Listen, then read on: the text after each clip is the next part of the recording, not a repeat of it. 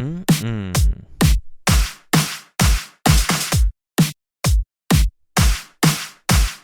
Mm-mm. So today we're going to learn how to make some meatballs. My son Jack says I make the absolute best meatballs, and the secret is really in how we treat the ingredients. So we're going to start by taking some regular milk and some plain old slices of white bread. We're going to toss them around and we're going to soak this in the milk. So instead of using breadcrumbs, we're using this soaked milk mixture. It's called a panade. And what that's going to do is it's going to allow us to keep the meatballs formed, but also provide a nice tender meatball. We're going to add some eggs. I'm doing about 2 pounds of meat, so I'm doing 3 eggs. Give or take. If you don't have 3 eggs, use 2. And we're going to blend them, and we're going to add some Parmesan cheese in. I like to mix all my ingredients before I add my ground beef. It's just a little bit easier. I've got some diced onions and some garlic paste I'm going to add in. And you want to cut your onions fairly small. To learn how to cut an onion, click on the link above. We're going to add some Italian seasoning. And I like a little bit of heat with our meatballs, so I'm going to add just a nice hearty pinch of some red pepper flakes. A good pinch of salt. Remember, the Parmesan cheese is salty, so you want to make sure that you don't add too much because otherwise it will make it too salty. And then we're going to add the soaked bread. You don't want the milk, but you don't necessarily need to squeeze it dry. So we're going to add all of this in. And then we're going to whisk or mix it up so that it's one complete mixture before we add our ground beef.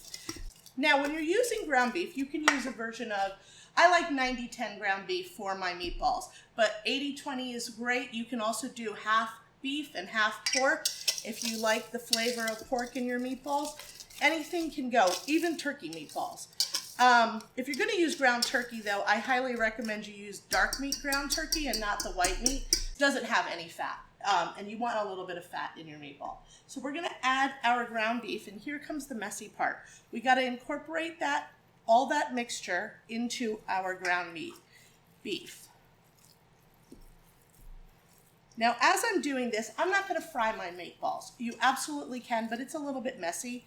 And I like it being inactive so I can start on my sauce. So we're going to put them in a preheated oven at about 375. If your oven does convection, this is a great recipe to use it for. What the convection does is it blows that hot air all around, so your meatballs will get an even browning on them. Okay, you can see I've got a nicely mixed mess here. Now we're going to start rolling our meatballs. When we roll our meatballs, we want our hands to be wet. So just going to rinse them under the sink for a quick second. And we're not going to dry them. Having wet hands will make the meat mixture not stick to your palms as you're rolling them. Size is totally dependent on you. I like a 2 to 3 bite meatball. And so does everyone in my family. So I make them about the size of a golf ball or a ping pong ball. All right. So now our meatballs are ready to go in the oven. They take about 20 minutes to cook and get nice and brown on the outside before we put them in the sauce. Next, while the meatballs are cooking, we're going to make our tomato basil sauce for them. So now we're ready to make our tomato basil sauce while our meatballs are cooking. You're going to get a nice large size stock pot, and we're going to use a mixture of canola oil and extra virgin olive oil. The canola oil has a nice high smoke point, so it allows us to saute, but the olive oil has great flavor. So combining the two is a wonderful idea when we're doing something that has an Italian base to it. So we're going to add finely diced onions.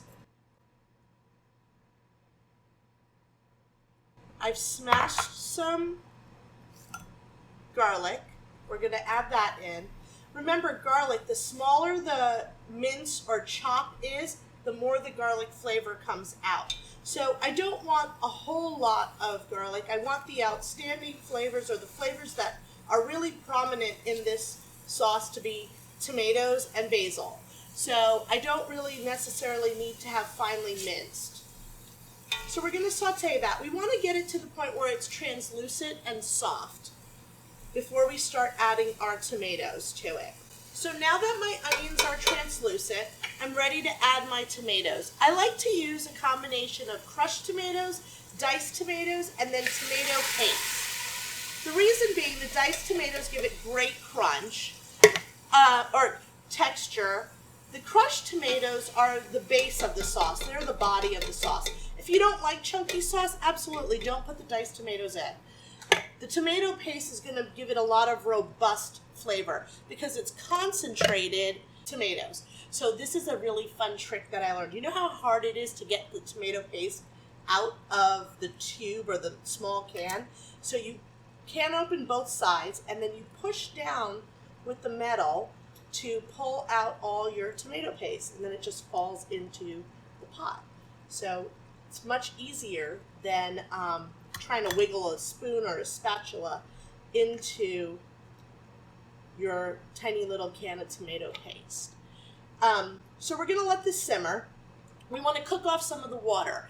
And then at the end, we're going to season it, just simple salt and pepper, and then lots of fresh basil that we've chiffonade. So it's going to look really beautiful. It's going to be bright and just perfect to accompany our Italian meatballs.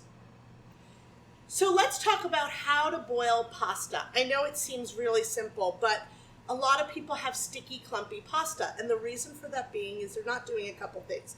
You need a lot of water, and you want it to be boiling, a rolling boil. So a rolling boil means the water is moving very, very swiftly. And then you want to generously salt it. When I was in culinary school, one of the chefs used to say, make it taste like the ocean. So no little pinches, make it taste like the ocean. Take a nice good handful of it and pop it in. You never want to add your salt before the water is at a boil. It will just take a lot longer. And then we're going to do spaghetti today, so we're going to add a pound of spaghetti. We want to cook our pasta, all pasta, to al dente, which means to the tooth. On your little box of pasta, it's the minimum amount of time. So whatever the lowest amount of time is, that's al dente. And that's going to be about 9 minutes for spaghetti. We're going to drain this, we're going to put it on our sauce and have it with our meatballs. So our meatballs are ready to come out of the oven, and we're going to pop them into the sauce. Now, don't worry about testing the time of the meatballs because they're going to finish cooking in our tomato basil sauce. But what we do want to happen is we want this brown crust on our meatballs, which we definitely have. So we're going to shake them a little loose. I like to line all my sheets with parchment paper. It's just a lot easier. And we're going to start putting them into our sauce. At this point, all our sauce needs to do is finish simmering. I'd say about 10 minutes, and then we are ready to serve. A family favorite at our house and absolutely great comfort food. And you can eat it at any season, and it really works. I like to serve it big family style in a large bowl for everyone to take what they'd like with a nice salad and some garlic bread, and you're done.